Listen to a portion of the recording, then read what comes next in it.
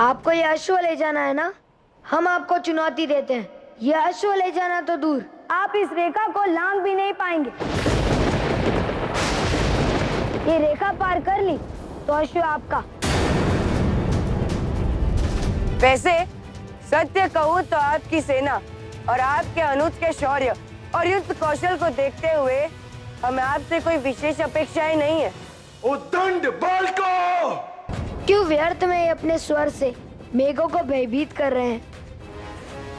हम मेघ नहीं जो आपके गरजने से बिखर जाए। जब तक श्री राम हमारे प्रश्नों के उत्तर नहीं देंगे, हम इस अश्व को नहीं जाने देंगे। स्मरण रखना, मैंने तुम्हें चेताया था।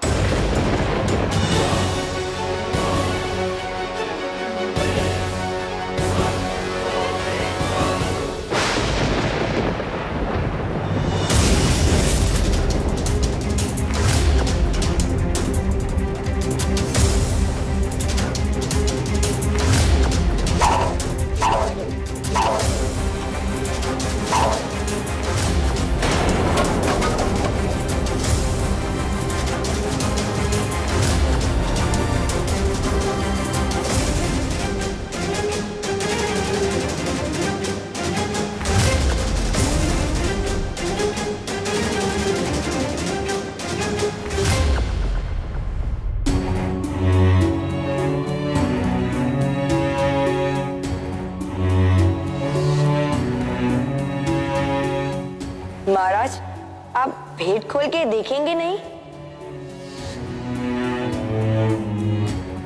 आशा करता हूं कि तुमने आत्मसमर्पण कर दिया होगा लवकुश, छोड़ दिया होगा अपना हट।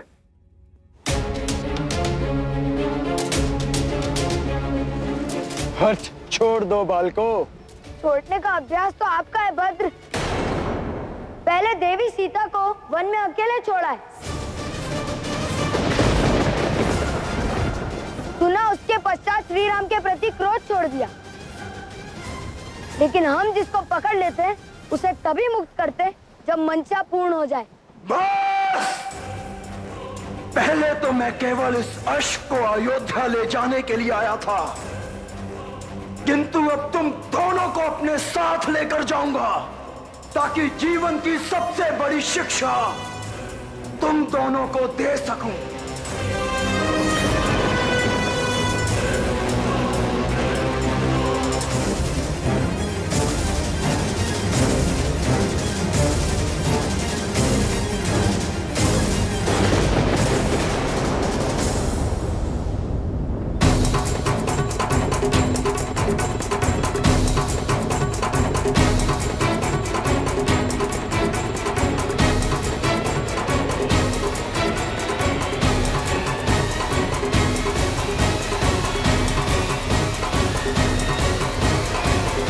हमने संसार के महानतम गुरु भगवान वाल्मीकि जी से शिक्षा ली है लक्ष्मण जी, जिन्होंने हमें शत्रु के गुप्त बंधन से मुक्त होने की विद्या तो सिखाई है, साथ ही ये भी सिखाया है कि प्रबल शत्रु को कैसे निरस्त्र किया जाए।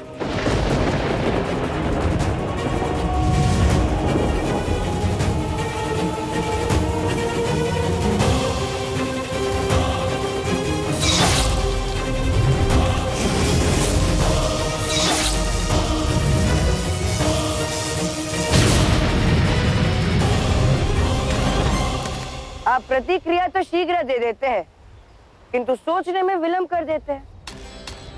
रोष की पट्टी बंदी आपकी आंखें ये देखना तो भूल ही गई कि हम एक नहीं, एक और एक दो है।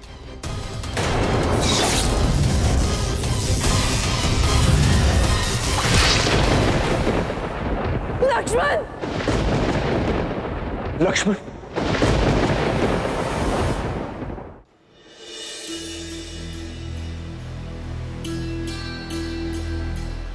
हम आभारी हैं कि हमें आपके जैसे अदम्य साहसी योद्धा के साथ युद्ध करने का अवसर प्राप्त हुआ। आपके विरुद्ध बोले गए प्रत्येक कटु वचन के लिए हमें क्षमा करना। हम आपके विरुद्ध नहीं हैं और ना ही हमारी ऐसी कोई मंशा है। हम तो बस श्री राम से मिलना चाहते हैं।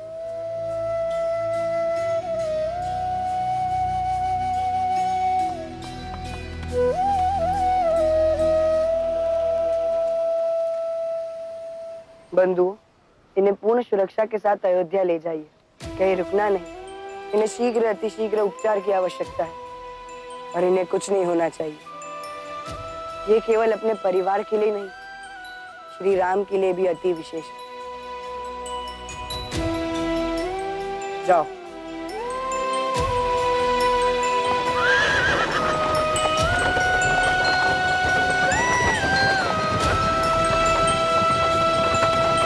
लक्ष्मण, आर्य, क्या हो गया पुत्र?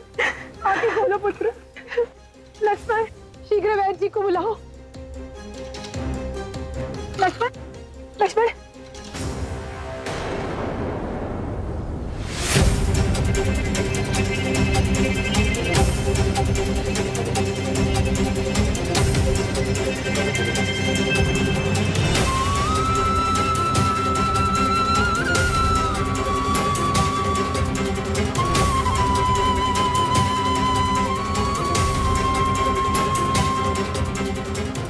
क्या हुआ लक्ष्मण को?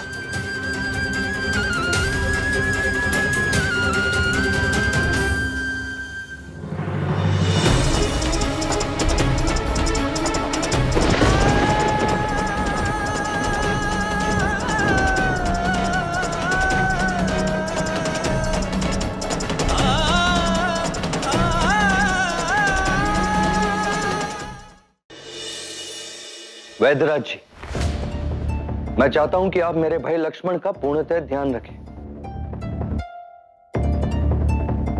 इसकी मूर्छा को भंग करने का कोई उपाय या कोई औषधि खोजें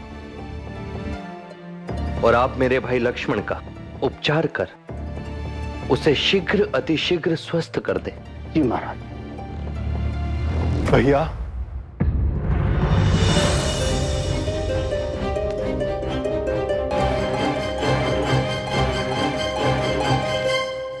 भैया, महाबली हनुमान के बल पर मुझे पूर्ण विश्वास है। मुझे प्रतीत हो रहा है कि हनुमान जी के साथ मुझे भी जाना चाहिए। यशस्वी भव।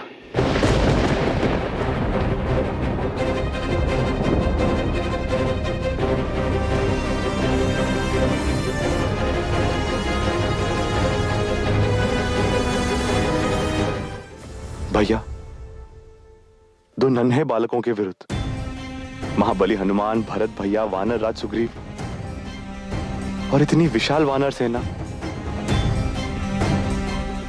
क्या सच में इसकी आवश्यकता है?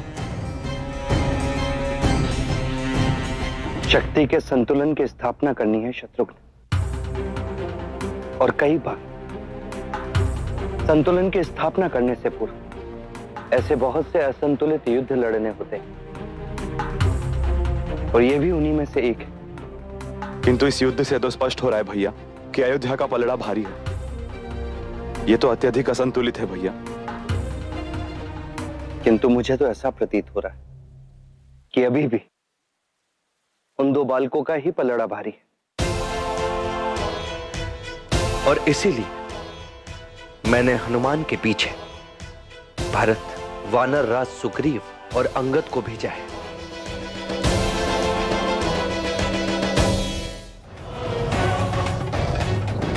हम क्षमा प्रार्थी हैं इस युद्ध की स्थिति के लिए कि आपको कष्ट करके यहाँ आना पड़ा। हमने तो सदैव यही स्वप्न देखा है कि आप सदा हमारे पथ प्रदर्शक और गुरु के रूप में रहे, किंतु आज आपको प्रतिद्वंदी बनकर आना पड़ा। बस,